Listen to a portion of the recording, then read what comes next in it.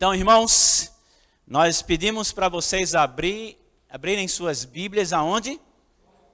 João capítulo 13, a partir do verso 33. Não é exame médico não, viu? É 33 o versículo, tá certo?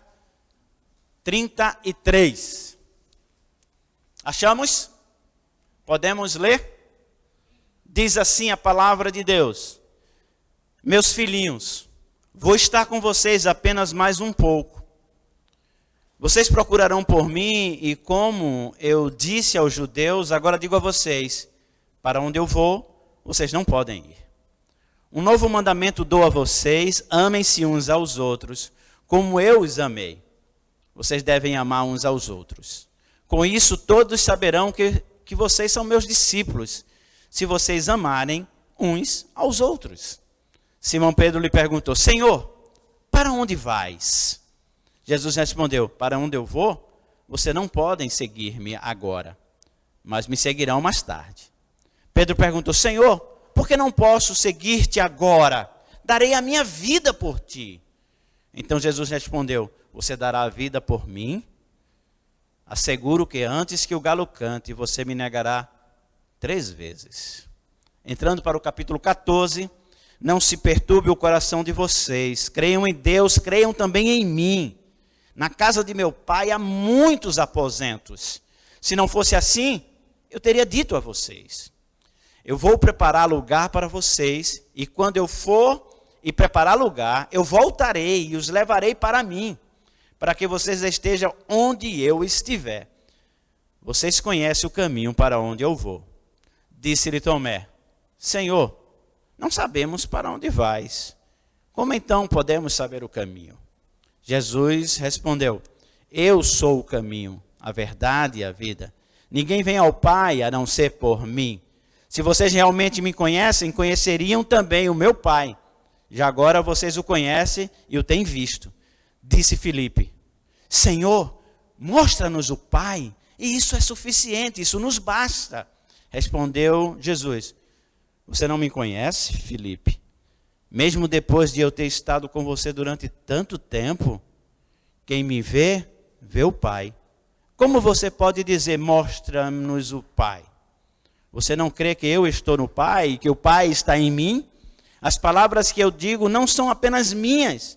Ao contrário, o Pai que vive em mim está realizando a sua obra. Creiam em mim quando digo que estou no Pai e que o Pai está em mim. Ou pelo menos, creiam por causa das mesmas obras. Vamos orar? Deus, nós te agradecemos por essa noite e te pedimos, Senhor, pela tua palavra, fala aos nossos corações. Nós temos sede da tua palavra. Fica conosco em nome de Jesus. Amém.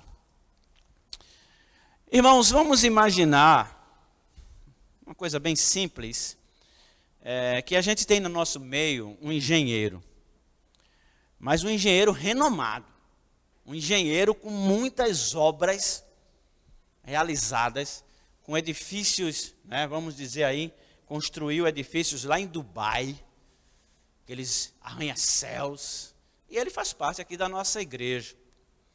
E aí, a gente está precisando ali com o irmão Antônio fazer uma caixinha da energia, para botar o quadro de energia. Aí a gente chama esse engenheiro e diz: meu irmão, já que tu é engenheiro, diz aí qual a medida de massa, de cimento e areia que a gente faz para botar ali. Aí ele vai dizer: eu não tenho a mínima ideia, não sei.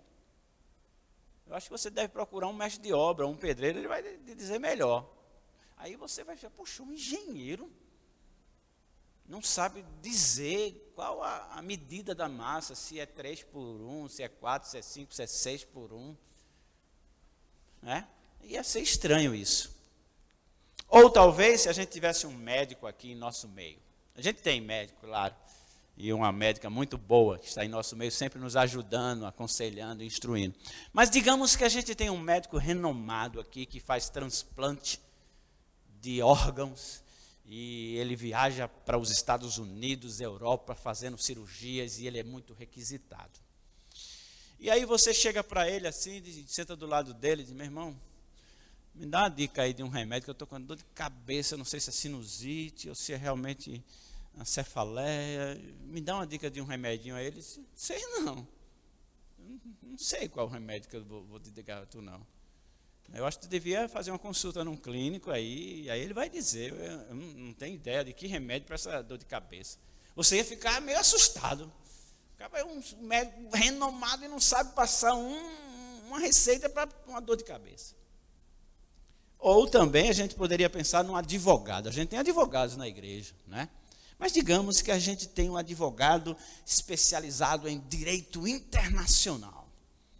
Sabe tudo. Qual a sua área? Todas. Qualquer área eu atuo.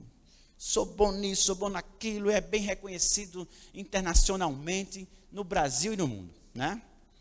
E aí ele está sentado aí na igreja e tu diz, meu irmão, eu tomei uma multa aí. E eu queria que tu me ajudasse aí a... O que é que eu faço, né? Como é que eu poderia recorrer e tal? Eu não sei não. Eu não tenho a mínima ideia como tu vai fazer com essa multa para recorrer. Não sei não. Aí você, puxa, o cara é interno, um advogado e não sabe recorrer de uma multa, não é? Imaginemos nós que isso também possa estar acontecendo no ministério, na vida na igreja, não é? Que foi o caso que aconteceu com os discípulos de Jesus. Meus irmãos, os camaradas, eles não estudaram teologia, não. Eles conviveram com o Theo. Eles tiveram intimidade com o Theo. Ninguém na história da humanidade teve esse privilégio.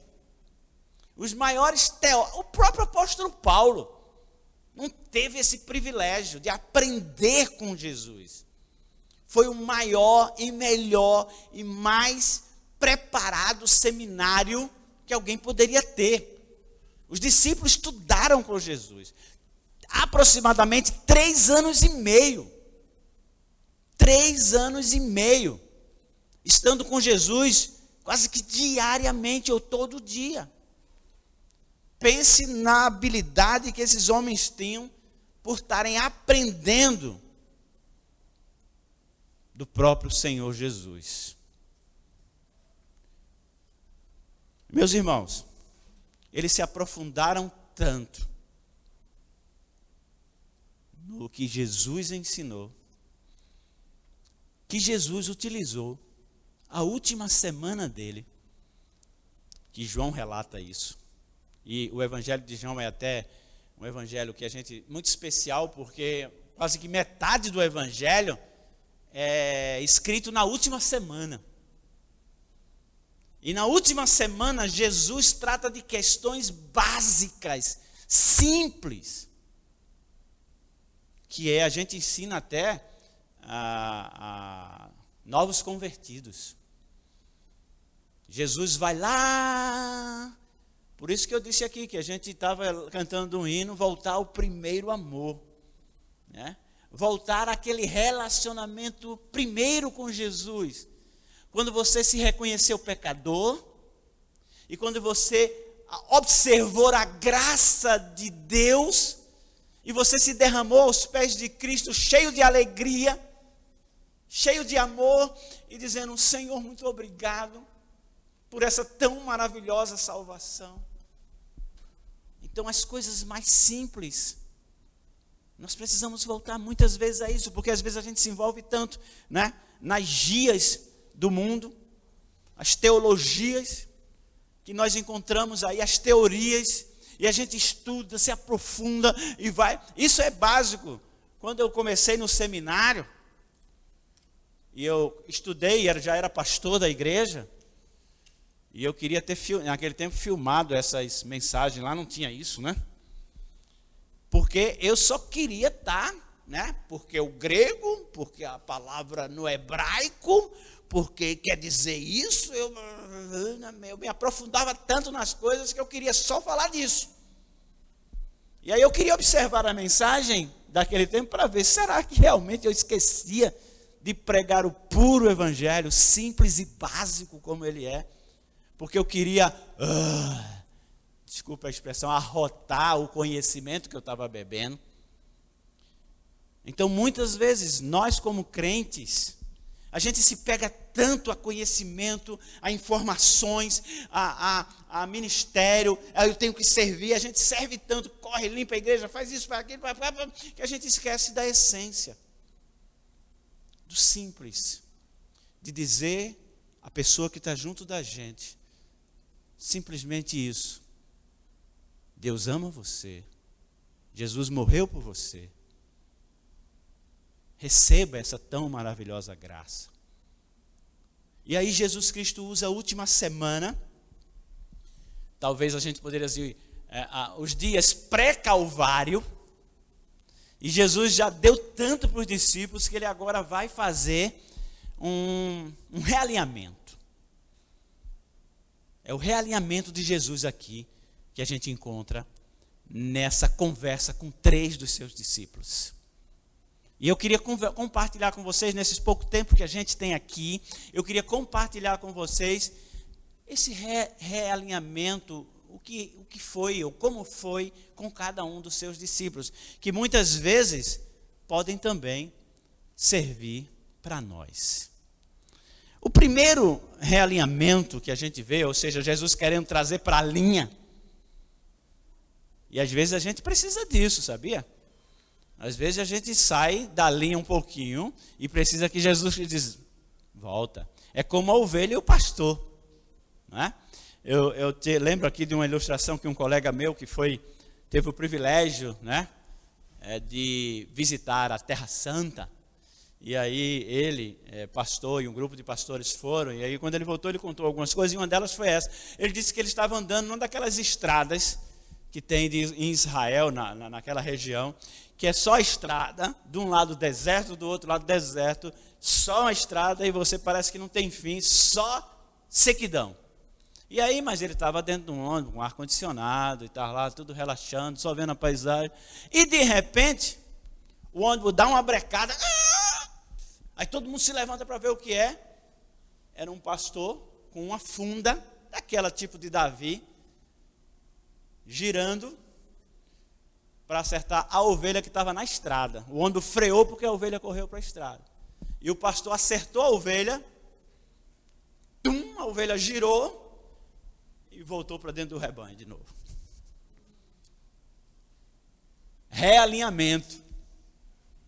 Às vezes a gente precisa. Estamos no rebanho de Deus, somos ovelhas, mas às vezes a gente vai devagarzinho se afastando. Porque o afastamento, irmão, do crente, do verdadeiro crente, lógico, o afastamento do que não é crente é rápido. O que não é crente está aqui com a gente hoje e amanhã já está no mundo, porque na verdade ele não está desviado quando vai para o mundo, ele se desvia quando vem para cá. Ele é do mundo, ele se desvia quando vem para a igreja. É rápido, ele está aqui hoje, amanhã está fora. Mas o crente de verdade, ele se afasta sutilmente. Ele vai permitindo que as coisas vão se introduzindo em sua vida. E eu digo para você, essa é uma ação do diabo. Ele é assim. Tem gente que pensa que o diabo é feito aquilo pintado em Hollywood, né? Nos filmes. Você já viu o diabo de Hollywood? Ele parece que tem uns 3 metros de altura, usa um tridente na mão, os olhos de fogo, um chifre enorme, né? Um rabo com aquela ponta de lança, assustador. Queria eu, irmão, que o diabo aparecesse assim. Eu queria que fosse assim, porque eu ia saber onde ele está e o que estava fazendo. Mas ele não age assim. Ele é sutil, astuto. E aí muitas vezes ele vai guiando a nossa vida, mexendo umas pecinhas aqui que você nem percebe. E louvado seja Deus, na hora que Deus te chama para o realinhamento. Seja, muitas vezes, que seja até pela dor. Mas que a gente volte para o caminho que Deus quer que a gente esteja. Isso é um realinhamento de Deus muitas vezes na nossa vida. E às vezes precisamos de realinhamentos no contexto prático da vida. Porque às vezes a gente diz, nós temos a palavra da verdade, nós temos o conhecimento, nós sabemos isso, nós os batistas somos aqueles que mais prezamos pela doutrina. E E às vezes na prática, no dia a dia, a gente nega tudo isso que a gente conhece. A gente nega. Pela maneira como a gente vive, pelas decisões que a gente toma, as maneiras que a gente trata os nossos subordinados. E eu não estou dizendo subordinado só no contexto de se você ser patrão e ter empregado, não. Muitas vezes nós vemos crentes tratando mal porteiro, zelador, tratando mal o vigilante do supermercado, o caixa. A gente, infelizmente, nós vemos pessoas cheias do conhecimento da verdade, da doutrina, mas na hora da prática, do lidar com as pessoas, não revela nada do que conhece. São iguais ao ímpio cruel, mau. Mas voltando para o texto, para o realinhamento de Jesus com os seus discípulos, nós encontramos o primeiro realinhamento com Pedro. Eu sempre gostei de Pedro, porque Pedro é um camarada impetuoso. Pedro é o cara. Não é? Alguns dizem até, e pesquisadores, que ele fazia parte do grupo dos zelotes, que eram aqueles judeus que estavam lutando para a independência, novamente, de Israel contra Roma. E tinha aqueles grupos que se formavam para lutar, e Pedro, dizem que era um desses. E Pedro era uma pessoa realmente muito impetuosa, muito vibrante, muito decidido nas coisas. E Pedro diz a Jesus: por que eu não posso te seguir, Jesus? Você viu o texto, né? Olha, para onde eu vou você não pode me seguir. Mas por que eu não posso seguir? Qual a razão que eu não posso te seguir? Aí ele chega a dizer o quê? Por ti, Jesus, eu até vou dar minha vida. Eu dou até a minha vida por ti. Aí Jesus diz: Pedro, menos. Pedro, menos. O evangelho não consiste em você dar a vida por mim, não. É o contrário. O evangelho consiste em eu dar a vida por você. Calma, Pedro.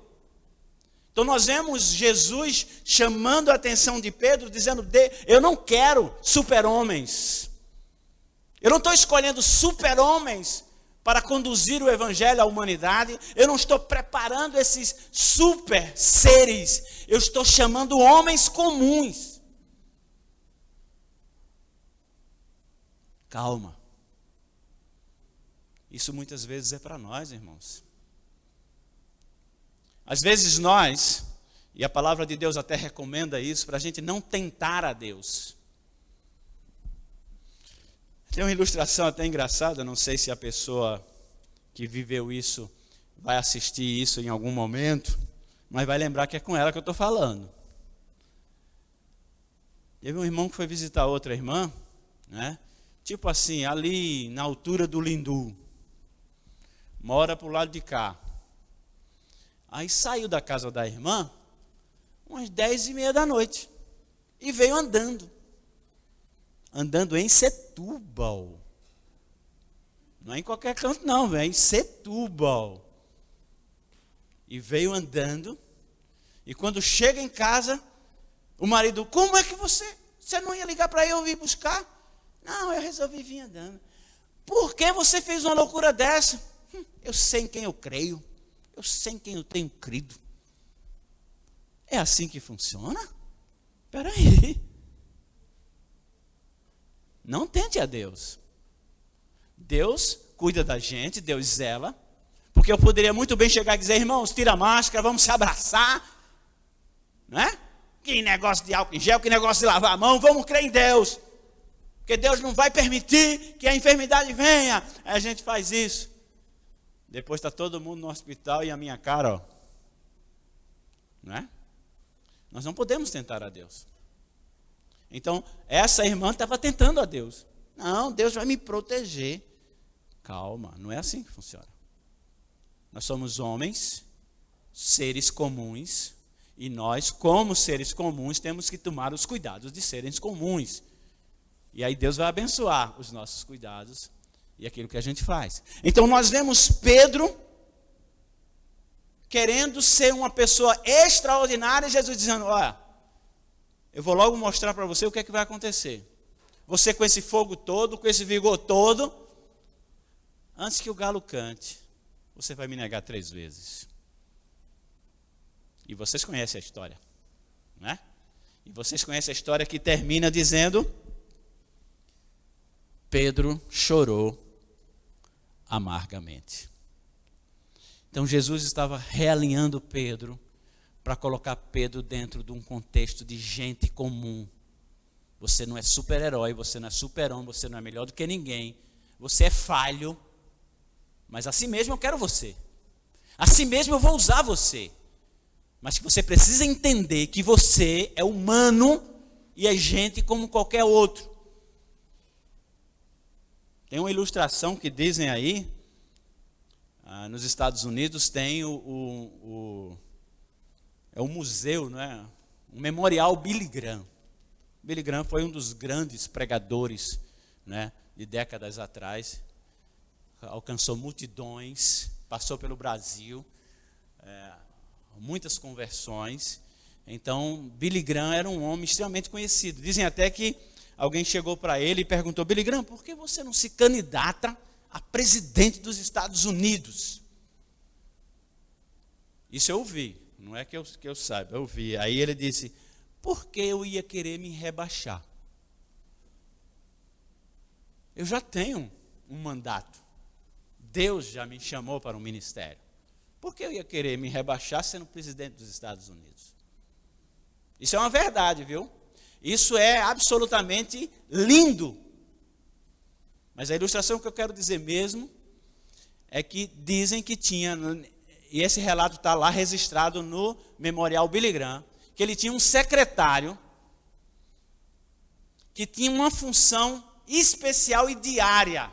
Quando o Billy Graham entrava no escritório, ele ia para ele e dizia: bom dia, senhor Billy Graham. Bom dia. O senhor lembra que o senhor é homem, pecador e miserável, não é? Sim, eu lembro. Todo dia ele pediu para que o secretário sempre lembrasse a ele que ele era um pecador miserável. Por que isso? Soberba. Para que a soberba não tomasse conta. Meus irmãos, nós somos soberbos.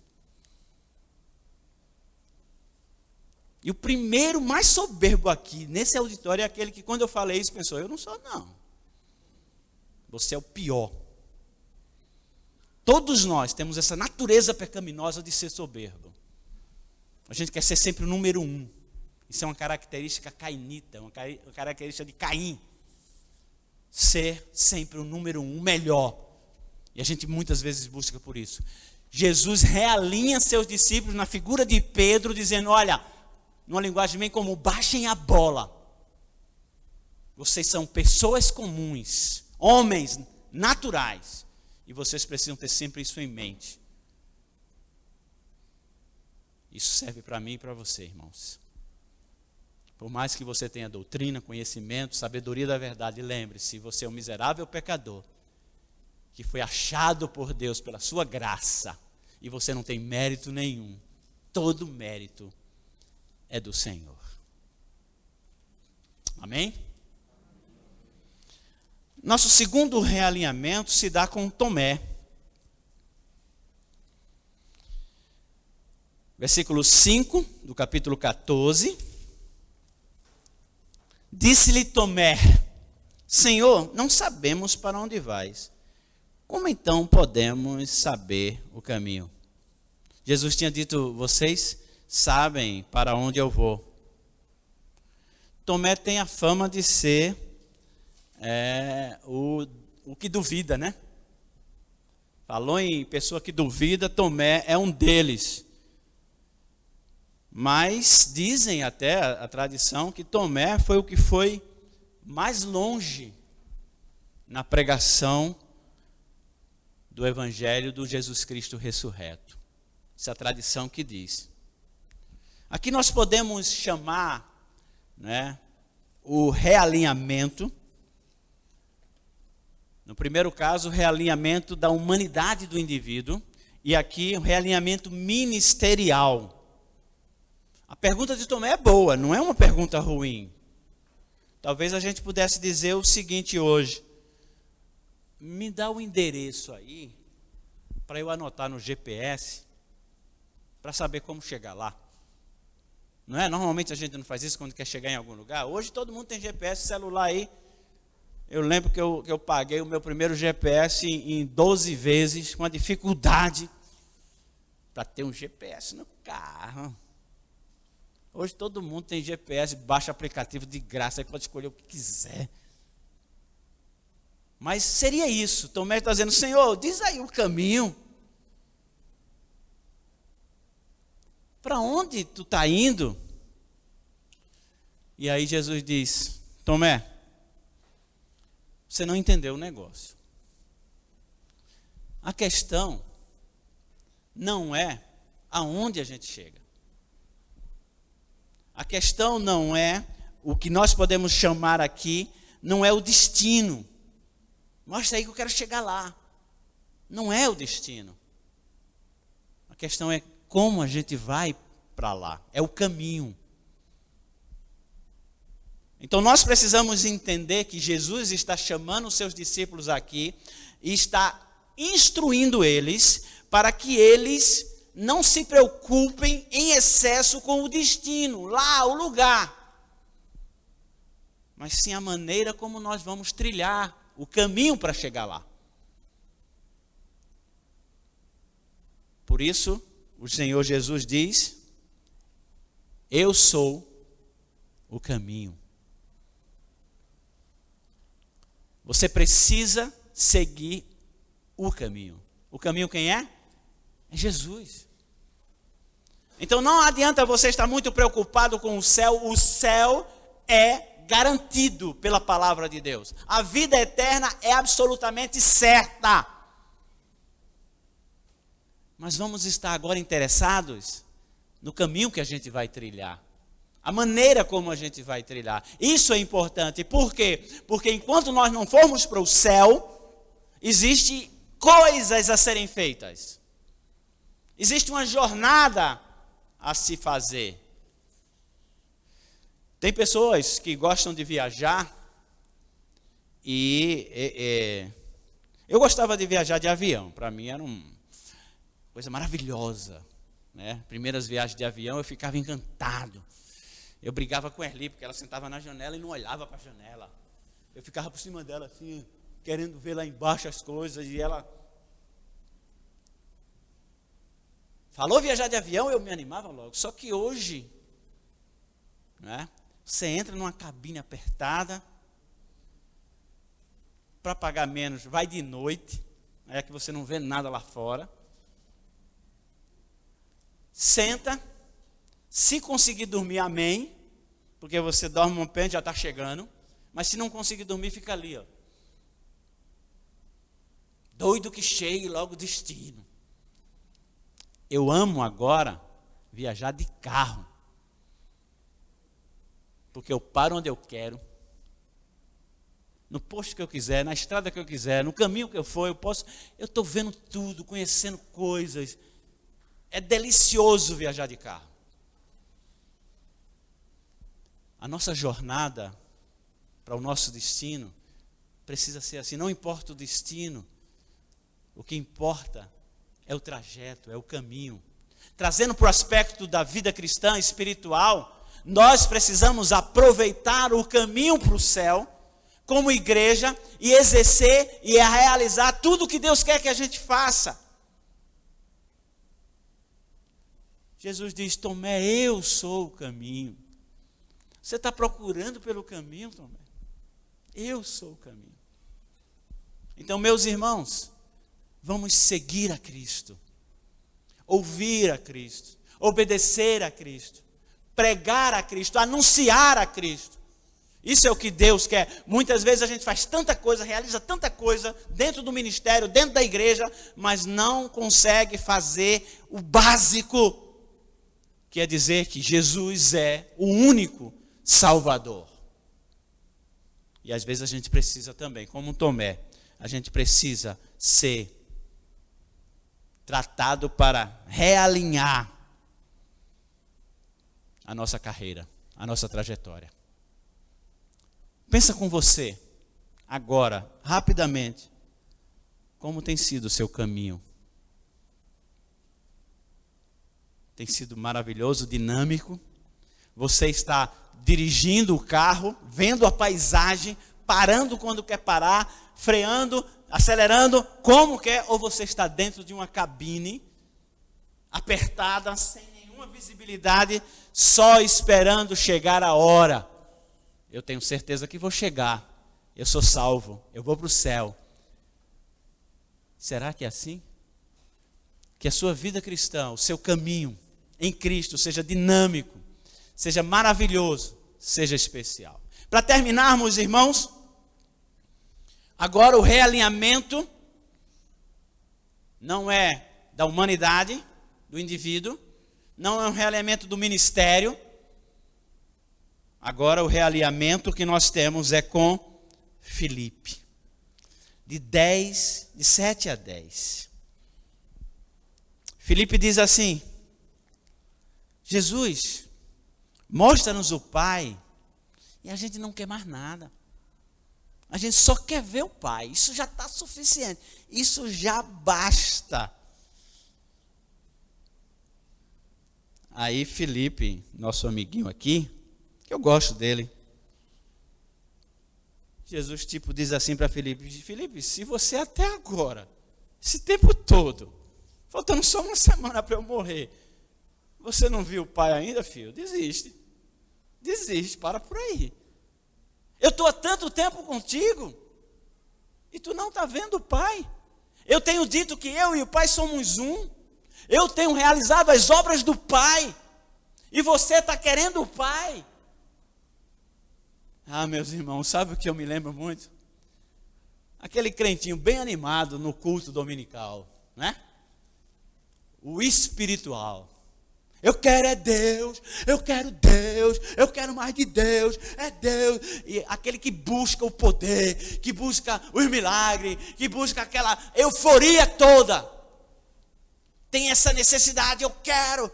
Aqui é o espiritual. O Filipe está apresentando como esse espiritual. Ele não consegue ver Deus nas pequenas coisas. Ele só consegue ver Deus como Elias não conseguiu ver, mas ele viria. Deus no terremoto, Deus no fogo, Deus no vendaval. Ele não ia conseguir ver Deus na voz mansa e suave que falou na porta da caverna com Elias. Filipe, eu quero é Deus, mostra Deus, mostra Deus. Filipe, eu estou contigo. Tem crente que tem a presença de Cristo na sua vida diariamente, o cuidado de Deus diariamente com ele, a palavra de Deus lida por ele, explicada por outros, a palavra de Deus abundando na sua vida, mas ele ainda está procurando Deus. Aí vai na igreja batista em Setúbal, encontra um pregador frio, é um pregador que não dá glória e aleluia, que não dá pulo. Vou mais lá não, que eu não vi Deus. Eu quero ver Deus. Aí sai por aí atrás de Deus. Se você não consegue ver Deus nas coisas simples, e em primeiro lugar, a mais simples delas, é Ele presente na tua vida. Se você não consegue ver Deus, ou o Espírito de Deus operando no teu interior, você não vai ver Deus em canto nenhum mais. Eu já contei isso aqui, às vezes eu repito essa ilustração, né? A irmã chegou no meu gabinete, antes de começar o culto. Aí, pois não, irmã. Pastor, eu queria falar com o senhor. Diga. É que eu estou preocupada. Porque toda vez que eu chego aqui na porta da igreja, que eu entro, eu não sinto assim. Eu não sinto o Espírito. Eu entro, eu não sinto. Aí eu disse para ela, eu agora que estou preocupado. Porque você não vai encontrar o Espírito aqui dentro não, meu irmão, você já vem com Ele. Porque o Espírito de Deus não habita aqui, Ele habita aqui. Não, foi embora. E foi procurar Deus por aí, eu não sei se ela achou. Nunca mais ela voltou porque ela não sentiu o tchan. Deus não é um tchan. Deus é o Espírito Santo habitando no teu coração, por causa da obra de Cristo, por causa da tua fé nele. Ele governa a tua vida. Para de ficar procurando Deus pelos cantos, pelos templos, nos cultos. Venha com Deus no teu coração. Jesus disse, eu estou contigo há tanto tempo. Hoje não seria mais Jesus, mas seria o Espírito Santo dizer, você está procurando Deus, eu estou aqui com você, tentando te instruir, te ensinar, tu não dá a mínima para que eu falo, tu não dá ouvidos ao que eu ensino, e tu está procurando Deus e eu aqui, e você me esfriando, você me diminuindo dentro de você. Então esse é o realinhamento que nós encontramos na vida de Filipe, que nós podemos chamar do realinhamento da íntima comunhão com Deus. Você precisa ter comunhão com Deus, independente do templo, do culto, de onde você estiver. Essa comunhão com Deus, ela é permanente e diariamente, porque Jesus está conosco todo o tempo. Eu estarei convosco até a consumação de séculos, ou seja, para sempre. Queridos irmãos, que nós possamos ser por Deus permanentemente realinhados, ou seja, trazer para a linha do Senhor. Aqueles discípulos, os 3 não somente, mas todos eles que estavam em volta, puderam receber essa instrução de Jesus nos seus últimos dias de vida aqui na terra. Que Deus nos abençoe.